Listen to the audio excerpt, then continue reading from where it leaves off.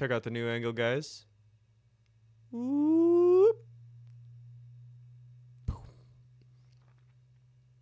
So my mic needs to be right next to my face because I had to turn it down. So hopefully y'all can hear me just fine. I don't feel like editing this video. So I'm back. Quick recap over the month. I've been gone for that long, surprisingly. I went back home. I went to visit some friends, all for 3.5 weeks, and came here. Started waking up at 2 p.m. It was terrible. Woke up at 9 a.m. today. Was like, let's get this thing done. Everything. Woke up, traded.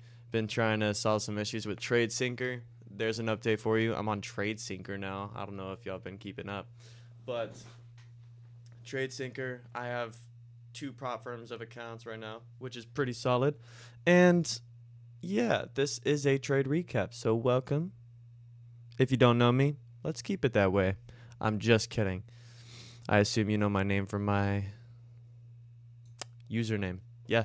So here we go. We're getting into the trade recap, and I'm going to show y'all a quick little flex of the P&L. Bang! Check it out. So this is actually wrong. I made $20,884 today, something like that. I got 3,000 on my new eval accounts for Lucid because for some reason TradeSync like doubling my Lucid accounts. So my leader account on Lucid trades 1 account. My Top Step accounts trade, many, 1 contract. My Top Step accounts trade 1 contract, but my 4 follower accounts on Lucid trade 2. So I had 4 accounts that made $3,000 like this. But I lost 1,500 on purpose, so I wouldn't have to make 3K again to pass them, if that makes sense. It should. Anyways, I originally made over 20K, which is insane, my first 20K day. And yeah, this is completely new to everyone for my channel because I was making, $1,500 a day, or I had one really big trade, $4,700 in a day on 1 account, but having more accounts just absolutely outdoes it. But anyways, I lost 1,500 for my 3 evals. I passed 3 evals on Top Step, and I got halfway to passing 5 more accounts today. So yeah, we're doing pretty good. As you can see, my highest balance is 60,000, which is insane. Can't wait to go live on Lucid, bro. I'm close. Anyways, enough flexing. Let's get into the trade recap. Thanks for joining. Let's get this show on the road. We have market open here. I didn't wake up till here. I'm going to be honest. Well, to be precise, I didn't wake up till here. And to be honest, this is a nice long. The 30-second is a nice long. The entry is like, whoa. The entry should be right here. Nah. It might be like up here. And this is the TP right here. This was a really nice long. I liked it a lot. We had the 5-minute right here. It was a little close for break even. I wouldn't have gone break even there only because I would love to stay in the trade. And there's going to be a retrace to this order block or, to this wick or even this wick. Like the discretionary, but the way this is moving, there's bound to be a retrace. It's pretty choppy in the mornings. Like it hits a drawn liquidity, reverses. It's not really choppy, but it looks like it because price is so volatile and it hits its drawn liquidity so quickly. So moving on, pretty solid long. That's not where I took my trade. I woke up at 9 in the morning. I was like, I haven't woken up before noon in the past 2 weeks. Let's change that. Took some melatonin. Only 1 gummy. That's all you need. That's actually more than all you need. You need like a quarter gummy.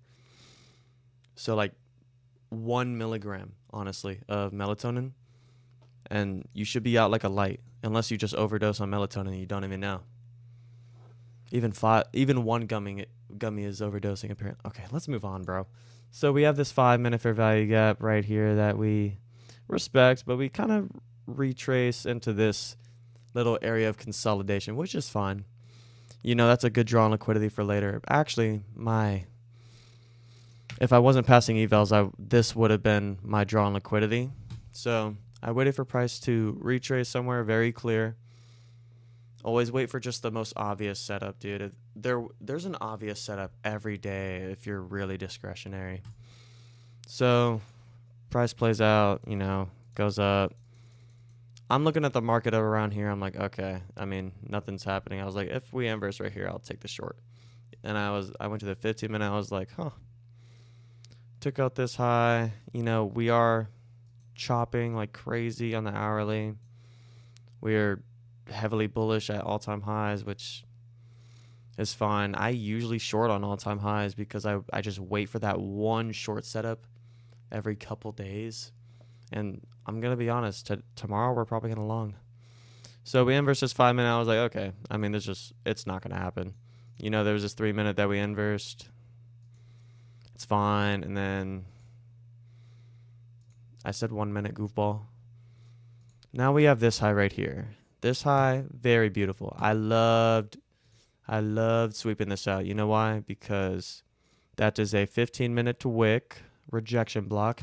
And we have a beautiful fair value gap with, check this out, this candle right here that created the fair value gap has no wick. That is bound to get touched. Anyways, we actually end up consolidating, believe it or not. But I was like, okay, we're failing to create higher highs right here. This high, there's a higher high right here. I'm expecting some volatility downwards. If it goes up, I'll just wait for another opportunity. That's what I said. But guess what? 2 candles later, I was looking at a YouTube short. I look over. I was 3 seconds late. So we'll go to the next candle. I entered right there. Boop. And stop loss was right there at the swing point, which was a little... If it even retraced to here, it would have skyrocketed. But I was already up like $300 at this point. Check this out. Another reason I took this trade.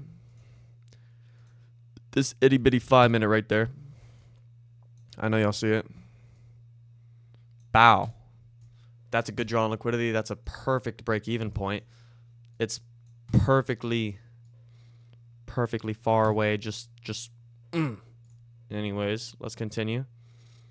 TP was all the way down here at 1510 profits.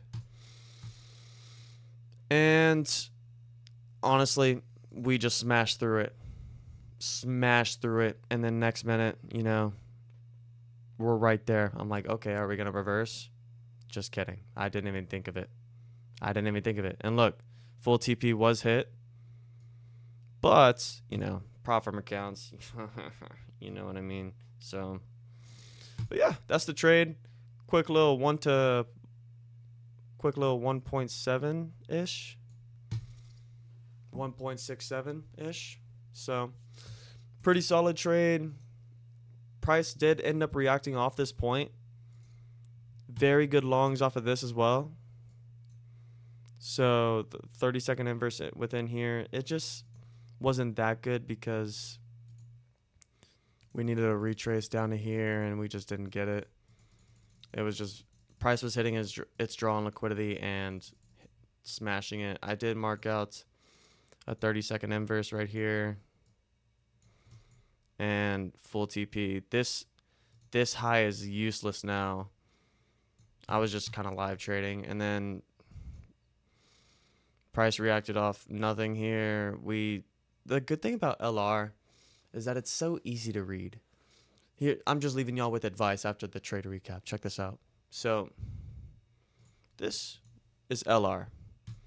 Trendline liquidity, higher high, lower highs, lower lows, lower highs, lower lows, lower high, lower lows.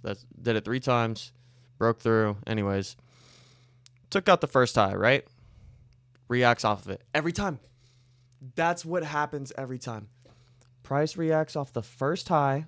Didn't even sweep the second one. It does it every time.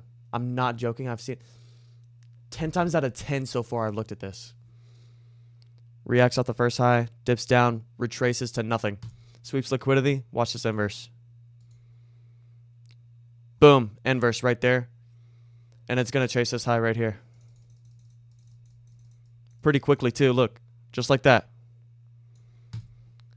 It's crazy. Every time you trade LR, do not set your break-even point. It will get you out of break-even. I'm not joking. Trust it. The LR will get hit, especially if it reacts off the first high, not even before the first high. If it doesn't take out the first high, set your break-even. If it does take out the first high, don't set your break-even. I know it's opposite, but that's how it works. I'm telling you. But yeah, just some advice before we leave. How much time are we at? We're at 10 minutes. Yeah, that's everything. I guess it's everything. Yeah. Thank y'all for tuning in. And this video is going viral. Peace.